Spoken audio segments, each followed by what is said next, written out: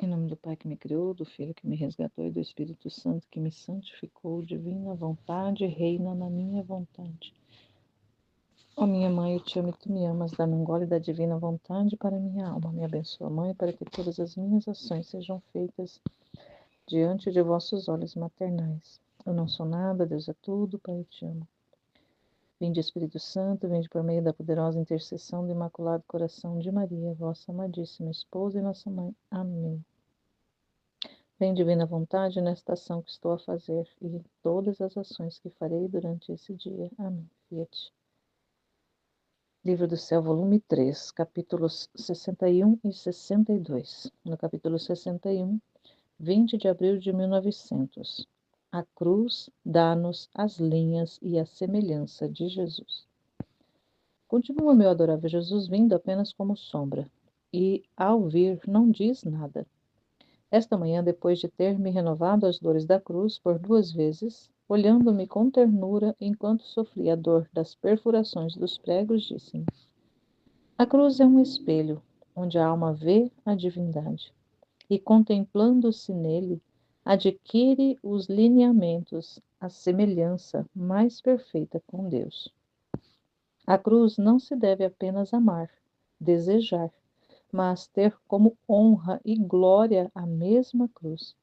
E isto é agir como Deus e tornar-se como Deus por participação. Porque só eu me gloriei da cruz e considerei como uma honra sofrer e a amei tanto que em toda a minha vida não quis estar um momento sem a cruz. Quem pode dizer o que compreendia da cruz por esse falar do bendito Jesus? Não me sinto, mas me sinto muda para expressá-lo com palavras. Ah, Senhor, peço-te que me mantenha sempre pregada na cruz, a fim de que, tendo sempre diante deste espelho divino, possa limpar todas as minhas manchas e embelezar-me sempre mais à tua semelhança. Jesus, como sempre, fala coisas espetaculares a respeito da cruz. E aqui ele vem dizendo que a cruz dá os lineamentos, dá para nós essas linhas e a semelhança de Jesus, porque Jesus foi aquele foi crucificado, foi quem abraçou, quem desejou a cruz, quem amou a cruz. E ele diz para Luísa que a cruz é esse espelho onde a alma vê a divindade. Então, nós precisamos aprender que a cruz é o sofrimento, é as dores, são as tribulações, são aquelas dificuldades que nós temos. Tudo isso são cruz. E quando nós olhamos para a cruz de modo sobrenatural, não mais natural, porque naturalmente quando olhamos para a cruz nós só vemos a dor mesmo, nós só vemos o superficial, só vemos a materialidade da dor mesmo em si, o sofrimento em si, mas quando o nosso olhar é modificado pela graça de Deus, nós temos essa condição de ver como no espelho, ver a divindade, ver Deus na cruz, como se estivéssemos vendo a cruz, vendo Deus. Então, olhando para a cruz, vemos Deus. Então, olhando para o sofrimento, vemos Deus. E, e ao olhar, né, se contemplar nesse espelho, né, nessa cruz, ali nós vamos adquirindo esses lineamentos, essas linhas, essa semelhança com Deus. Mas é preciso, como ele diz, que não serve apenas amar, desejar, mas tem que honrar, ter honra pela cruz e gloriar-se dela, assim como ele. Só que nós não conseguimos imitar Jesus da forma como ele foi. Ele Ele gloriou, ele fala que só ele, então só ele pôde se gloriar da cruz e teve a cruz como honra, teve como honra sofrer e amou tanto a cruz que toda a vida dele ele desejou a cruz. Ele desejou esse sofrimento, porque ele conhecia o valor do sofrimento, o valor da cruz. Então por isso ele desejou, ele tinha como honra, desejava sofrer. E nós, quanto mais tivermos não só o sofrimento de forma resignada, mas buscarmos mesmo, pela graça dele, amar as cruzes, amar os sofrimentos, amar todas as circunstâncias que ele nos envia e ter ali pela graça dele mesmo, esse amor, esse desejo do sofrimento e sentir-nos honrados. Então, se nós estamos sofrendo, estamos passando por alguma circunstância de dificuldade, de cruz, nos sentir honrados, porque é a forma de nós nos assemelharmos ao Senhor, nós nos assemelharmos a Jesus Cristo. É através do sofrimento, é através das dificuldades, é através das privações, é através da cruz como um todo. É a forma que nós temos de nos assemelhar a Ele. E é claro que aqui ainda está nos primeiros volumes, onde tem muito essa realidade da purificação, de virtudes e tudo mais. Mas a cruz, ela sempre, na nossa vida, independente se nós estamos na santidade humana ou na santidade divina, ela nos alcança, porque é a semelhança com Cristo. E a Luísa foi entendendo muita coisa com esse ensino que Jesus passou para ela, e ela falou que não tinha capacidade para expressar, mas pediu para o Senhor: ah, Senhor, peço-te que me mantenha sempre pregada na cruz. Assim também nós pedimos, Senhor, mantenha-nos pregados na cruz, mantenha-me pregada na cruz, para que assim eu possa me assemelhar mais a Ti. Então, os sofrimentos, claro que tantas vezes o sofrimento vem, e a nossa tendência natural é que o sofrimento passe, que cesse, que termine, que passe logo quando a gente está mesmo passando por situações dolorosas, com situações complicadas, com situações de várias formas, que são as cruzes que nos tocam. Nós desejamos muito que termine aquele tempo, que passe logo, que não perdure muito tempo. E a gente pode até dizer isso mesmo em relação à dor, quando a gente está mesmo passando por uma situação de dor, de sofrimento no corpo mesmo, ali na pele. Quanto que é difícil, quanto que é doloroso e quanto que a gente anseia para passar logo, para não perdurar por muito tempo. Mas se a gente pelo menos reconhecer que mesmo naquele momento, mesmo que ele não seja muito longo, que não seja extenso, que ele seja curto esse período de dor, mas que é uma forma de participar, de se assemelhar a Jesus, a gente deveria mesmo, pelo menos na inteligência, a gente deveria meditar a respeito disso e dizer: nossa Senhor, que bom que eu estou passando por isso, porque é a forma que eu consigo mais me assemelhar a Ti, me aproximo mais de Vós, quando eu aceito, quando eu entendo, quando eu compreendo essa dor, esse sofrimento. E, e para mim é uma honra poder estar passando por esse sofrimento, porque eu posso não somente me assemelhar a Ti, mas também estar Te reparando pelos que rejeitam a cruz e os sofrimentos. Isso é muito importante para nós. No 62, que é de 21 de abril de 1900, mais que o sacramento, a cruz sela a Deus na alma, encontrando-me em meu próprio estado e mais, com um pouco de temor por uma coisa que não é necessário dizer aqui, meu doce Jesus, ao vir me disse: e ainda que sejam vasos sagrados, é necessário de vez em quando sacudi-los. Vossos corpos são tantos vasos sagrados nos quais faço minha morada. Por isso é necessário que de vez em quando lhes dê uma sacudida, isto é, que os visite com alguma tribulação, para fazer que eu esteja neles com mais decoro. Por isso, fique calma. Depois disto, tendo recebido a comunhão e tendo-me renovado as dores da crucificação, acrescentou: minha filha, como é preciosa a cruz! Olha um pouco. O sacramento do meu corpo, ao dar-se a alma, une-a comigo, transforma-a até a tornar uma mesma coisa comigo.